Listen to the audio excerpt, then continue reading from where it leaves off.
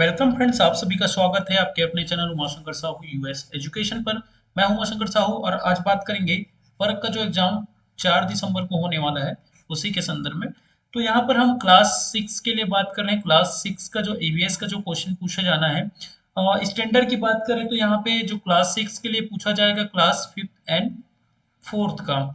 दो स्टैंडर्ड पहले जो पूछा जाएगा ऐसा परख की जो टीम है उसके द्वारा कहा गया था। और जैसे क्लास 3rd के लिए जो रहेगा वो क्लास 1st एंड 2nd के स्टैंडर्ड का पूछा जाएगा। जो प्रश्न रहेगा उस स्टैंडर्ड का रहेगा।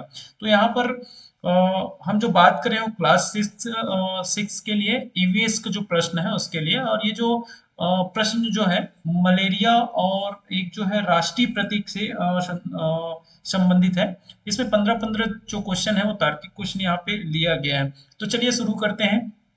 पहला प्रश्न, मलेरिया किसके कारण होता है? तो मलेरिया जो है बैक्टीरिया के कारण, वायरस के कारण, प्रोटोजोआ के कारण से, फंगस के कारण से। तो इसका जो सही उत्तर होगा वो प्रोटोजोआ होगा। चलिए आगे बढ़ते हैं। मलेरिया फैलाने वाला मादा मच्छर कौन सा है? तो मलेरिया फैलाने वाला जो मादा मच्छर है यहाँ पे आप देख पा रहे हैं, एडिस मच्छर, एनोफिलीज मच्छर, क्यूलैक्स मच्छर और टाइगर मच्छर। तो ये मादा एनोफिलीज जो है वो मलेरिया फैलाने वाला है। और जो डेंगू जो होता है वो एडिस मच्छर के काटने से होता है। ध्यान रखेंगे, ये मादा एनोफिलीज मच्छर जो बोलते हैं ये मलेरिया फैलाता है। चलिए थर्ड क्वेश्चन देखेंगे। मलेरिया से बचने के लिए कौन कौन सा उपाय प्रभावी है? तो यहाँ पे मच्छरदानी का उपयोग करना और ठंडे पानी से स्नान करना, अधिक से अधिक पानी पीना और घर में पौधे लगाना। तो यहाँ पे उपयोगी जो है ऑप्शन ए जो है यहाँ पे हमारा सही उत्तर होगा। चलिए आगे बढ़ते हैं। मलेरिया का सबसे सामान्य लक्षण क्या है? तो सिर दर्द होता है, तेज बुखार, ठंड लगना, पेट दर्द, त्वचा पर लाल चकत्ते। तो ये मलेरिया जो है उसके सामान्य लक्षण जो है सिर दर्द होता है। ऑप्शन ए हमारा सही उत्तर होगा। चलिए नेक्स्ट क्वेश्चन की बात करें। मलेरिया का उपचार किससे किया जाता है? तो मलेरिया का उपचार जो है एंटीबायोटिक्स, मलेरिया रोधी दवाई से या दर्द निवारक दवाई से या इलाज से।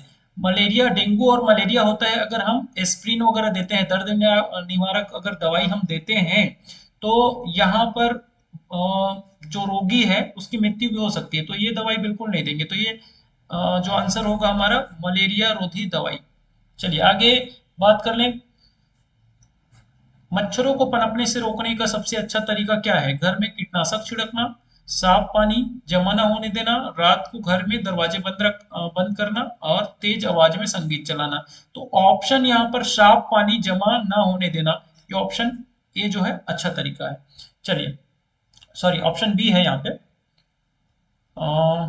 यहाँ पे देखें, मलेरिया का परजीवी किसके द्वारा मनुष्य के शरीर में प्रवेश करता है? किसके द्वारा मनुष्य के शरीर में प्रवेश करता है? तो दूषित भोजन से, दूषित पानी से, मादा एनोफिलीज मच्छर के काटने से और संक्रमित व्यक्ति के संपर्क से। तो जो इसका आंसर होगा ऑप्शन सी। यहाँ पे एक बार फिर से बता दूं, वैसे क्लास 6 के बच्चे हैं तो ज्यादा उनको दिक्कत नहीं होगा। ABC फॉर्म में आप बताइए, ABC फॉर्म में आप बताएंगे तो यहाँ से किसको डाक करेंगे बच्चे जो है? सी, जो आंसर हमारा सी है उसको डार्क करेंगे। तो इसमें क्लास 6 के बच्चों को ज्यादा बताने की आवश्यकता नहीं होगी।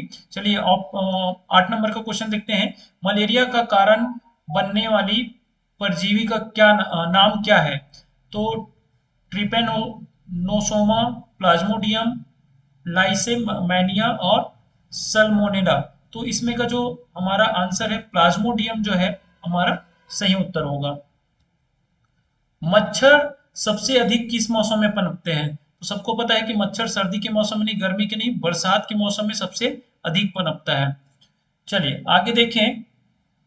मलेरिया से बचाव के लिए किसका टीका उपलब्ध है? मलेरिया से अगर बचाव के लिए कौन सा टीका उपलब्ध है उसके बारे में बात करें तो कोवैक्सीन, ये कोविड के लिए हो गया। RTS-AS01, तो ये है, ये जो ऑप्शन बी है वो इसका सही उत्तर होगा। चलिए, किस प्रकार का पानी मच्छरों के प्रजनन के लिए सबसे उपयुक्त है? सबसे उपयुक्त है यहाँ पे बहता पानी। बहते पानी में मच्छर बैठ नहीं पाएगा। साफ और स्थिर पानी में ही मच्छर क्या होता है, बैठ पाता है और वहां पर अंडे देते हैं। चलिए तो ये ऑप्शन भी हमारा सही उत्तर होगा। मलेरिया के प्रकोप को कम करने के लिए सरकार द्वारा कौन सा भी अभियान चलाया जा रहा है? स्वच्छ भारत अभियान, ये तो गंदगी दूर करने के लिए। पल्स पोलियो अभियान, जो पोलियो की बीमारी होता है उसको दूर करने के लिए। और यहाँ पे डेंगू मलेरिया रोकथाम कार्यक्रम, ये डेंगू मलेरिया रोकथाम कार्यक्रम, ऑप्शन सी। मलेरिया से पीड़ित व्यक्ति के खून की जांच में क्या पाया जाता है? क्या पाया जाता है?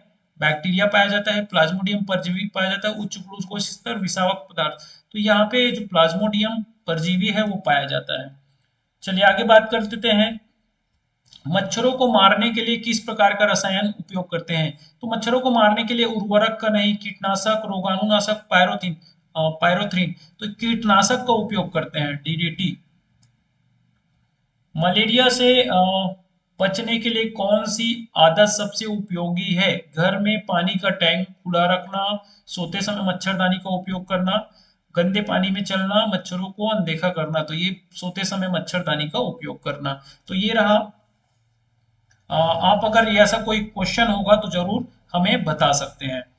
चलिए, राष्ट्रीय प्रतीक से संबंधित तार्किक वस्तुनिष्ठ प्रश्न यहाँ पर दिए गए हैं।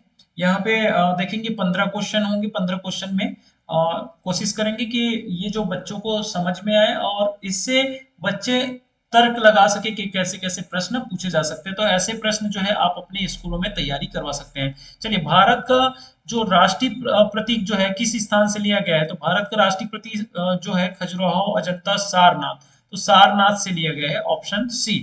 चलिए आओ आगे देखें। भारत के राष्ट्रीय प्रतीक में कितने शेर दिखाई देते हैं? तो दिखाई जो है 3 देते हैं और है कितने? 4। तो दिखाई 3 देते हैं, तो ये ऑप्शन ए हमारा सही उत्तर होगा। राष्ट्रीय प्रतीक के नीचे लिखे गए सत्यमेव जयते का क्या अर्थ है? सत्यमेव जयते का केवल सत्य की पूजा करो। सेकंड है सत्य की ही विजय होती है, सत्य महान है, सत्य और धर्म। तो ये सत्य ही की विजय होती है, ऑप्शन बी हमारा सही उत्तर होगा। राष्ट्रीय प्रतीक के शेरों के नीचे कौन से पशु और चिन्ह बने हैं? हाथी, बैल और ध्वज ये नहीं बने हैं। बैल, हाथी और अशोक चक्र नहीं। घोड़ा, शेर और ध्वज नहीं। बैल, घोड़ा और अशोक चक्र। ये ऑप्शन डी जो होगा हमारा सही होगा। राष्ट्रीय प्रतीक को आधिकारिक रूप से कब अपनाया गया था? 15 अगस्त 1947 नहीं। 26 जनवरी 1950 को राष्ट्रीय प्रतीक को आधिकारिक रूप से अपनाया गया था।